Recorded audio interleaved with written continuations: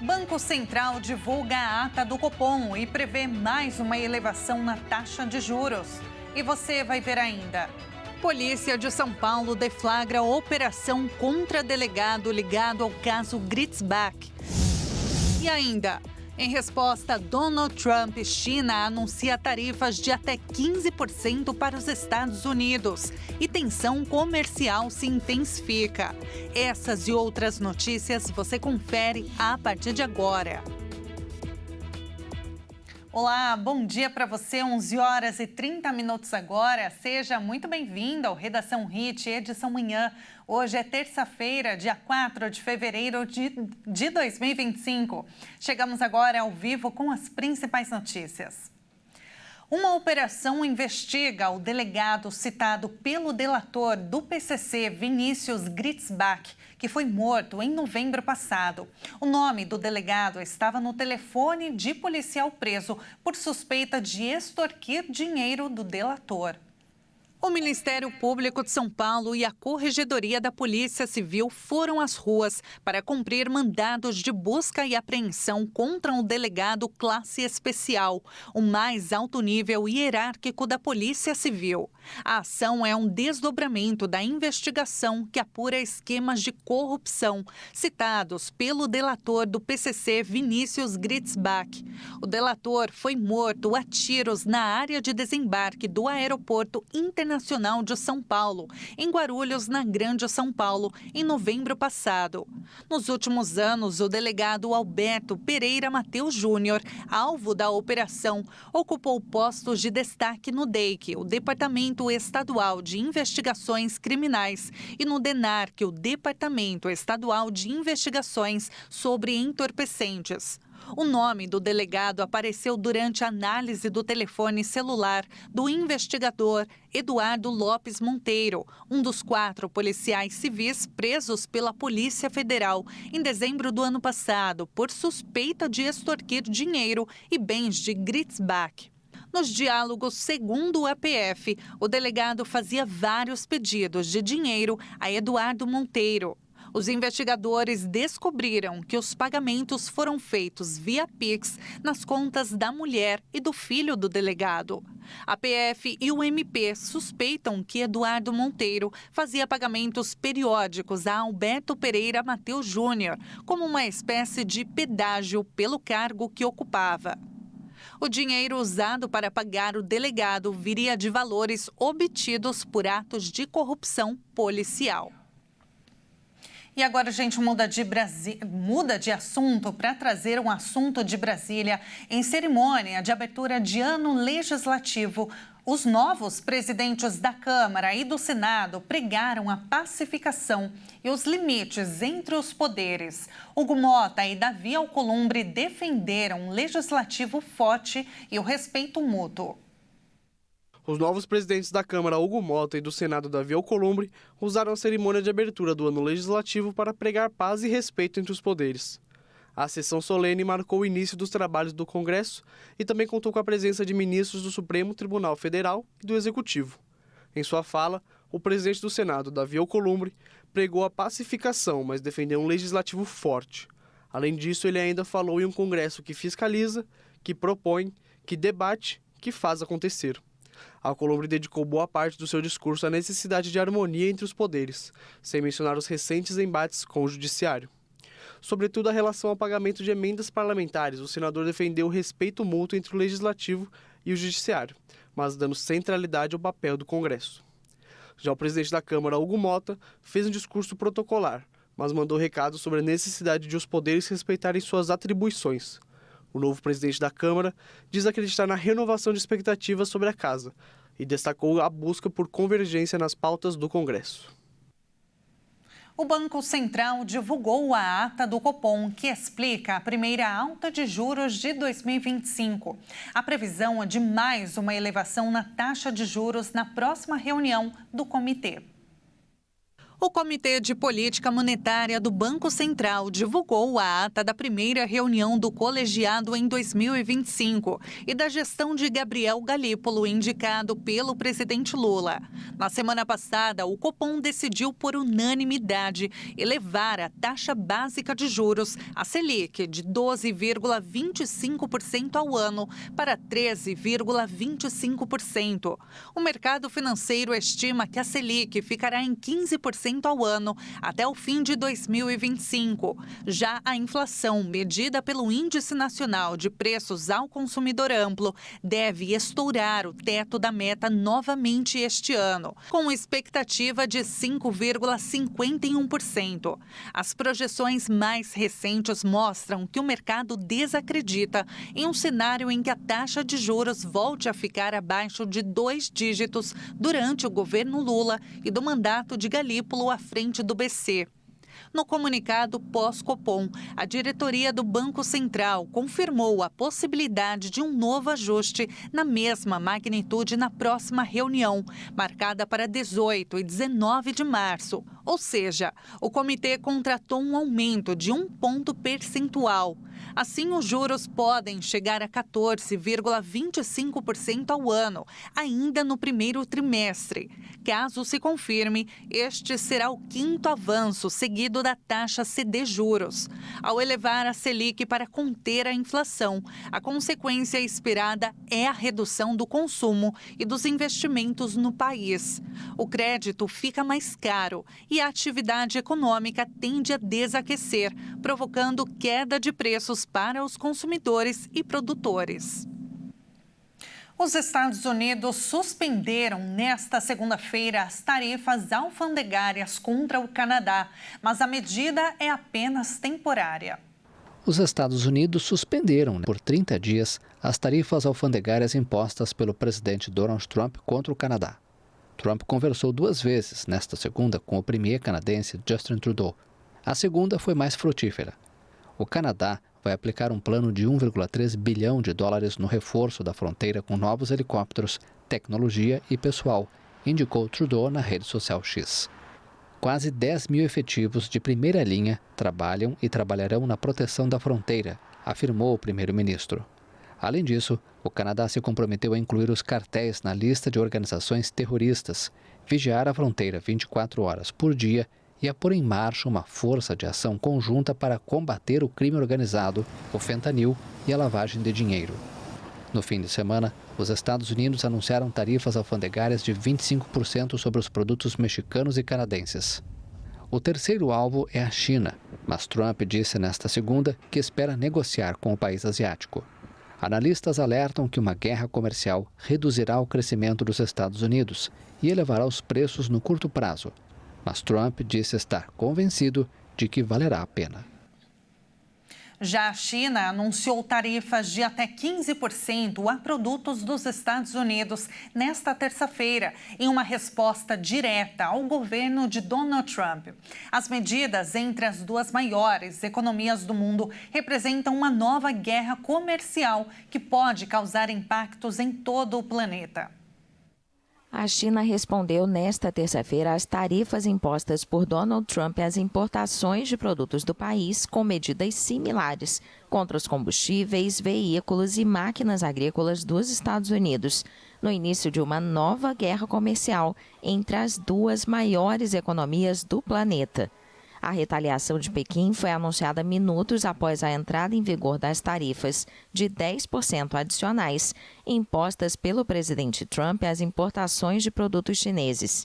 O Ministério das Finanças da China anunciou em um comunicado a adoção de tarifas de 15% sobre o carvão e o gás natural liquefeito dos Estados Unidos e de 10% sobre o petróleo bruto, máquinas agrícolas e alguns modelos de veículos. O texto afirma que a medida é uma resposta ao aumento unilateral de tarifas por parte dos Estados Unidos. O país asiático também apresentou uma reclamação à Organização Mundial do Comércio para defender seus direitos e interesses legítimos contra a imposição de tarifas sobre os produtos chineses nos Estados Unidos. Segundo Pequim, a decisão de Trump viola gravemente as regras da OMC, não faz nada para resolver seus problemas e prejudica a cooperação econômica e comercial normal entre China e Estados Unidos. O Ministério do Comércio apresentou uma queixa à OMC por considerar que as medidas adotadas por Washington eram de natureza mal intencionada. Além da resposta tarifária, as autoridades chinesas anunciaram uma investigação contra o grupo americano Alphabet, matriz do Google, por violação das leis antimonopólio e a inclusão do grupo de moda PVH, proprietário das marcas Tommy Hilfiger e Calvin Klein, e do grupo de biotecnologia Illumina, em uma lista de entidades não confiáveis. Pequim também anunciou novos controles sobre a exportação de metais e produtos químicos raros, como tungstênio, telúrio, bismuto ou molibdênio, utilizados em várias indústrias. Trump justificou as novas tarifas contra China, México e Canadá, os 3 principais aliados comerciais dos Estados Unidos, como uma punição por não fazerem o suficiente para conter o fluxo ilegal de imigrantes e de drogas ao território americano. Mas as medidas foram suspensas por 30 dias, após acordos com os governos mexicano e canadense. O presidente americano disse que pretendia ligar para o colega chinês Xi Jinping para negociar um acordo similar.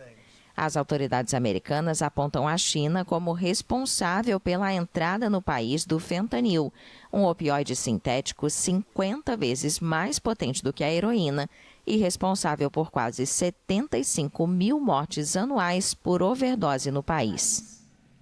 Já está disponível o resultado final para os candidatos aos cargos de nível intermediário do Concurso Público Nacional Unificado, conhecido como o Enem dos concursos. Também já está divulgada a primeira lista de classificação dos candidatos dos blocos 1 ao 7 e a primeira lista de convocação para os cargos que possuem cursos de formação. No dia 28 de fevereiro será publicada a lista definitiva de candidatos aprovados nos blocos 1 ao 7 que não precisam de cursos de formação e ainda a lista final de convocados para matrícula nos cursos de formação. Para consultar, basta acessar o portal da Sesgran Rio. E veja a seguir, volta às aulas sem celular no Brasil. Veja o que muda com a nova lei. E agora, imagens ao vivo de Campina Grande, na Paraíba, 26 graus. Olha que céu encoberto. Nós voltamos já.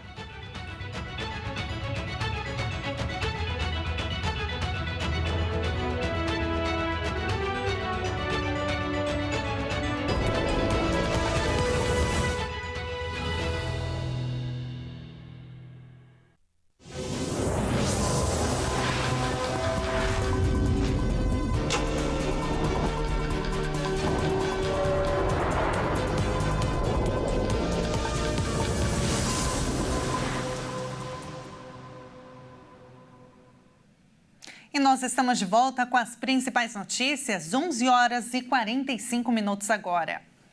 O volume de chuvas e as boas condições dos níveis dos reservatórios vão garantir a bandeira verde na conta de luz para o mês de fevereiro, este mês. Segundo a Agência Nacional de Energia Elétrica, a ANEEL, na prática, isso significa uma boa notícia para o consumidor, que não terá taxas adicionais no consumo durante o mês. A previsão de geração hidrelétrica ao longo do mês é considerada favorável e não gera uma cobrança a mais.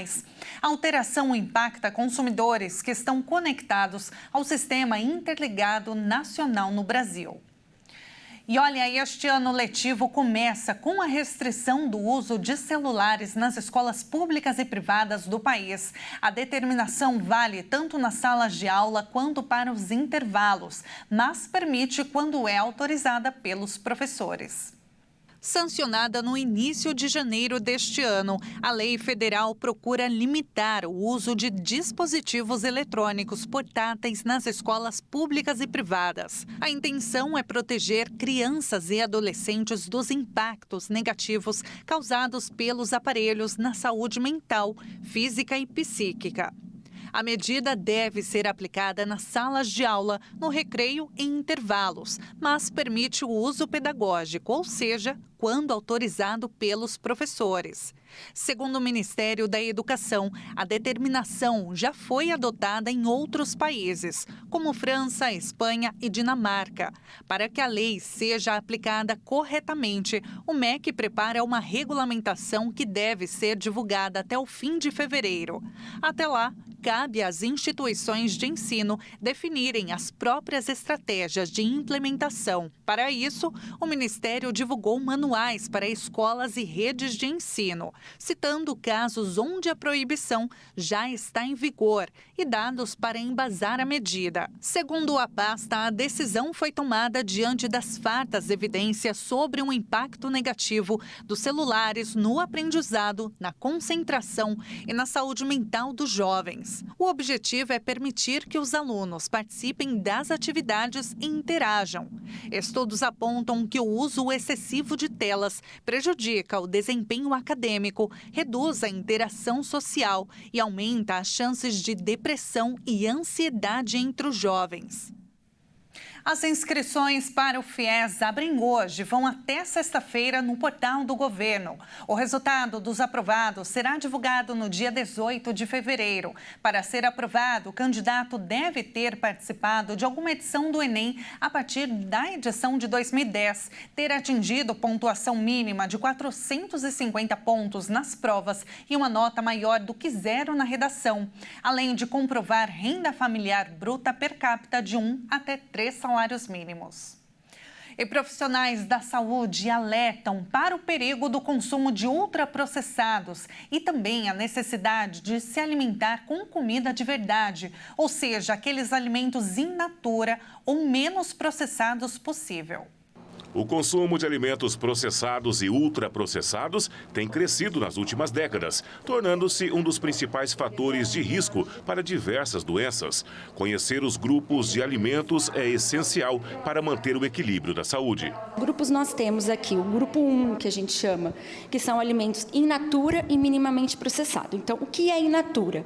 In natura, o nome já diz que ele vem da natureza, como a natureza nos proporciona, né? Então, nós temos ali as verduras, legumes, frutas, né?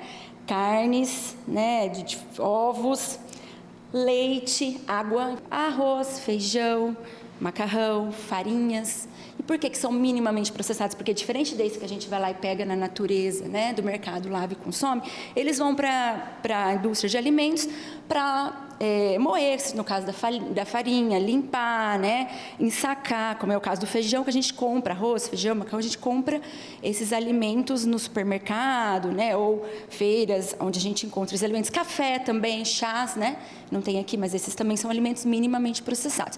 Então, isso aqui é um grupo só de alimentos que a gente pode chamar de comida de verdade, né? Alimentos ultraprocessados não são propriamente alimentos, mas sim formulações de substâncias derivadas, frequentemente modificadas quimicamente e de uso exclusivamente industrial, contendo pouco ou nenhum alimento inteiro. Então, a gente tem nestes alimentos muitos aditivos alimentares que a gente chama, né? Então, além de serem ricos em sódio, em açúcar, em gorduras, tem também aditivos, corantes, acidulantes, e entre outros aditivos, que um vai puxando o outro. A gente coloca um para conservar, mas aí depois a gente coloca um outro para tirar o sabor que ficou, aí depois a gente coloca o outro para pôr a cor que a gente gostaria que tivesse.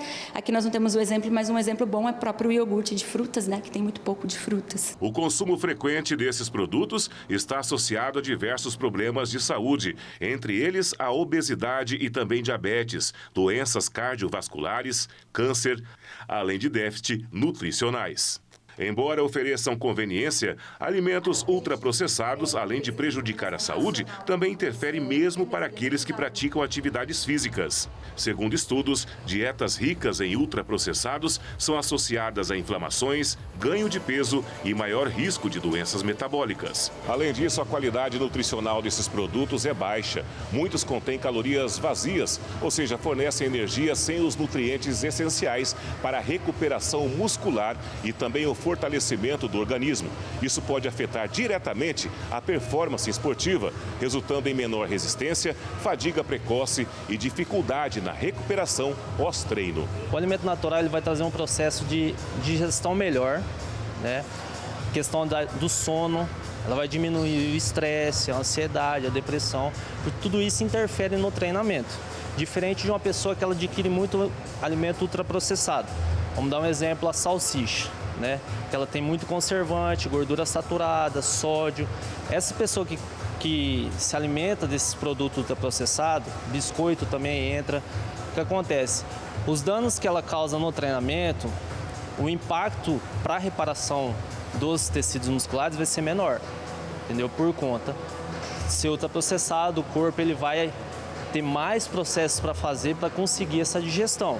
É diferente de uma pessoa que tem uma alimentação saudável. Então, na questão do emagrecimento, então, a pessoa que tem uma alimentação saudável, ela consegue emagrecer melhor. Este restaurante em Dourados apostou em um novo conceito de alimentação.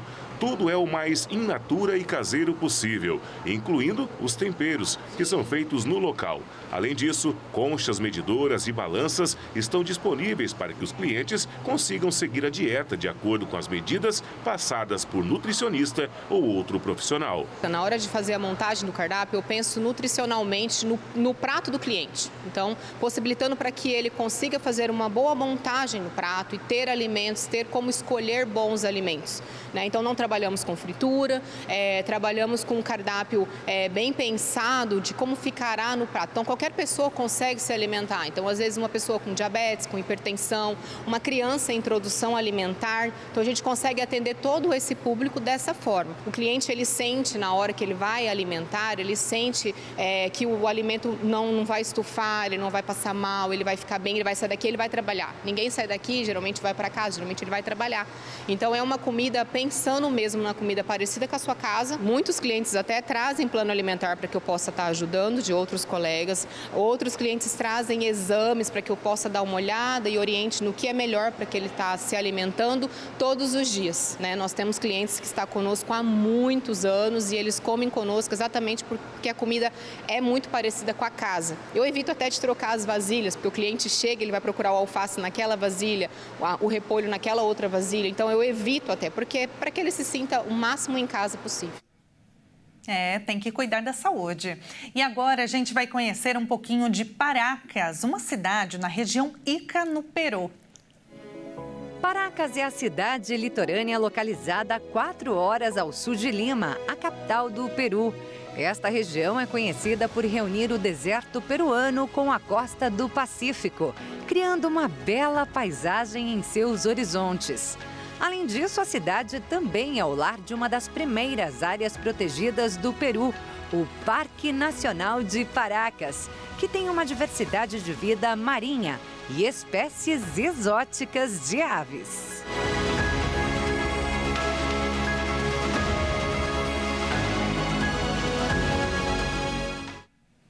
Que legal! E agora a gente vai ver uma câmera ao vivo da Baía de Paracas, no Peru. Por lá são 9 horas e 55 minutos. Olha que bonito! A Baía de Paracas é bem conhecida por ser isolada das ondas e correntes oceânicas violentas por conta da Península de Paracas. E também as suas águas rasas estimulam um crescimento notável de algas marinhas. A Baía aparece como porta de entrada para a Reserva Nacional de Paracas, com as suas águas rasas e mais quentes promovem a vida selvagem e muitos esportes náuticos. Muito legal, né?